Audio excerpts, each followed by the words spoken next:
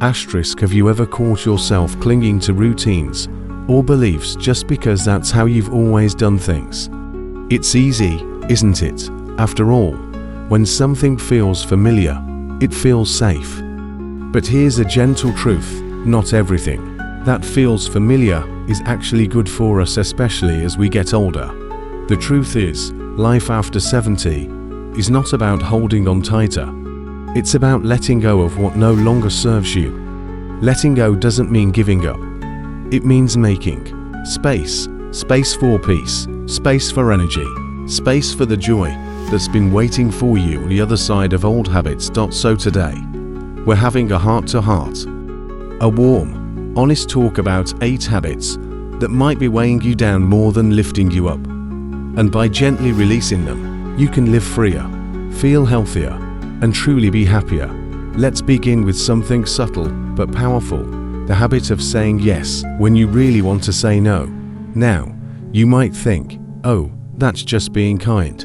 But think back, how many times have you overextended yourself, agreed to plans when all you really needed was rest, gone along with something just to avoid conflict or guilt? Saying yes out of obligation drains your energy and robs you of time that could be spent in ways that truly fill your spirit.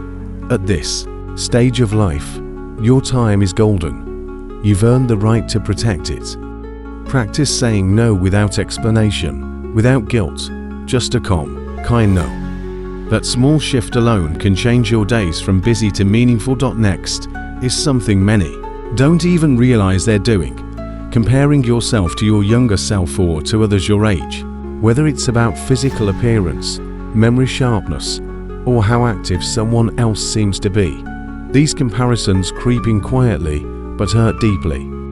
Here's the thing: aging isn't a competition. There's no gold medal for looking 50 at 75. And you're not failing just because someone else is still hiking mountains. The body changes, the pace changes, but the wisdom, the presence, that grows richer every day. Instead of looking at what's faded, start noticing what's blossoming. Maybe you've become more patient, more insightful, more grateful. These things are worth celebrating, and no one else's journey can take that away from you. And then there's the habit of ignoring your body's whispers until they become screams. Pain, fatigue, dizziness, so many signs we brush off. I'm just tired. It's nothing. It'll pass. But often, it doesn't. And the longer we wait, the harder it is to fix. Your body is talking to you not to annoy you, but to protect you. Learning to listen early means staying healthier longer. A short walk instead of pushing through exhaustion. A checkup when something doesn't feel right. These are not signs of weakness, they're signs of wisdom. Letting go of these 3 habits: people-pleasing, self-comparison, and ignoring your body can open up an entirely new chapter of peace and purpose. And when we begin to trust that it's okay to choose ourselves, life starts to feel lighter. Because the truth is, letting go isn't losing anything. It's reclaiming everything that matters.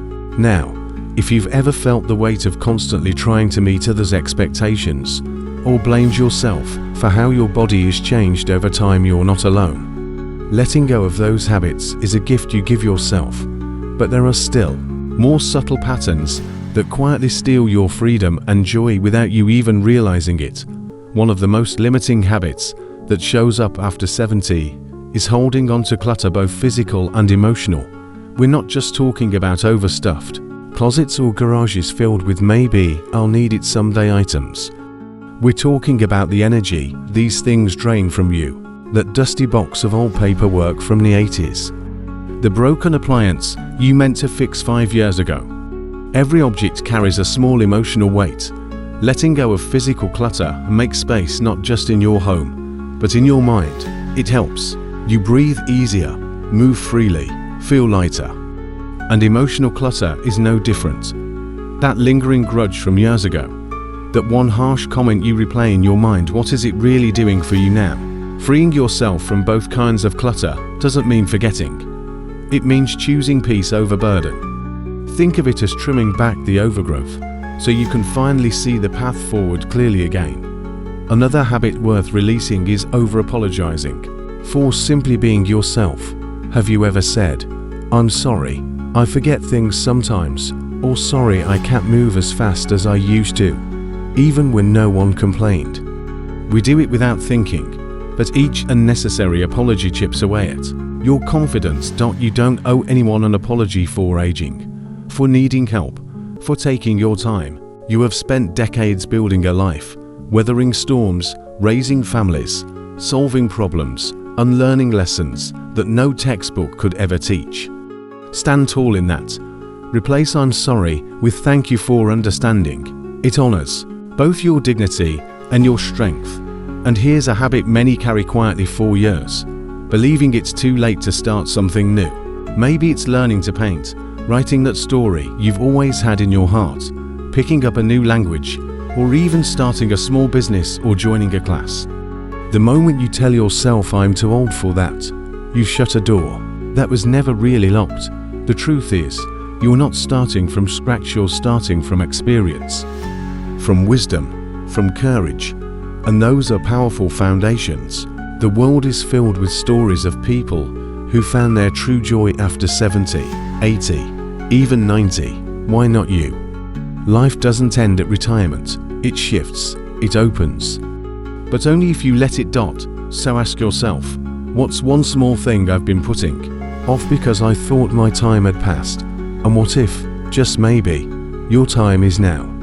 When you start letting go of physical clutter, stop apologizing for simply existing, and break free from the belief that new things are only for the young you, begin to live from a place of freedom, not fear. So far, we've talked about letting go of people-pleasing, comparisons, ignoring our body's messages, clinging to clutter, over-apologizing, and the belief that it's too late to try something new.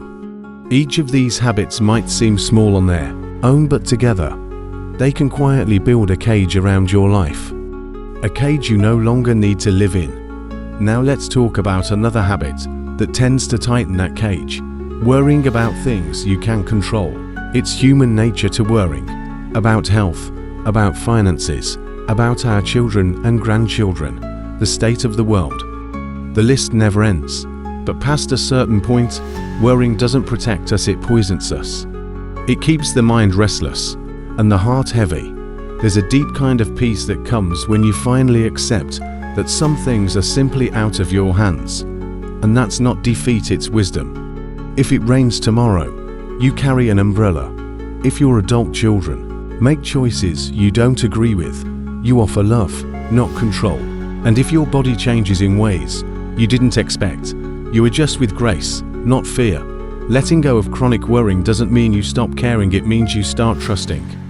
Trusting that you've done your best, trusting that not every storm is yours to manage, and trusting that life has a way of unfolding in its own time, whether or not you grip the wheel.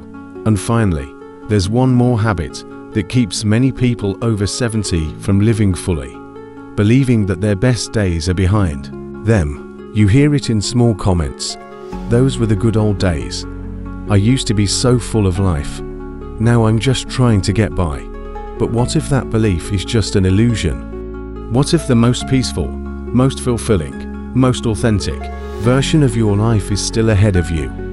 Happiness isn't tied to youth. It's tied to presence, to gratitude, to purpose.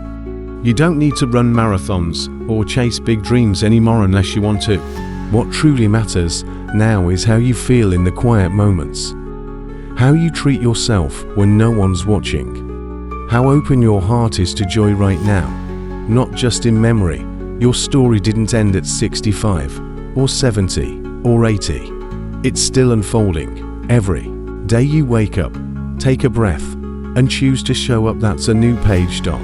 So let's take a moment here, just breathe, and think about everything we've let go of in this conversation: people-pleasing, harsh comparisons, clutter, guilt, fear, and doubt. Imagine what your life feels like without the weight of those things. Imagine how light your heart could be, how free your spirit could feel. You're not too old, you're not too late, and you certainly are not done. The best part of this life, it's yours to write, starting right now. If any part of this message touched your heart, I'd love to hear from you in the comments. Share what you're letting go of or what new freedom you're ready to embrace. And if you found this helpful, don't forget to like this video and subscribe for more uplifting conversations like this one. Because here's the truth, life after 70 isn't the end of anything.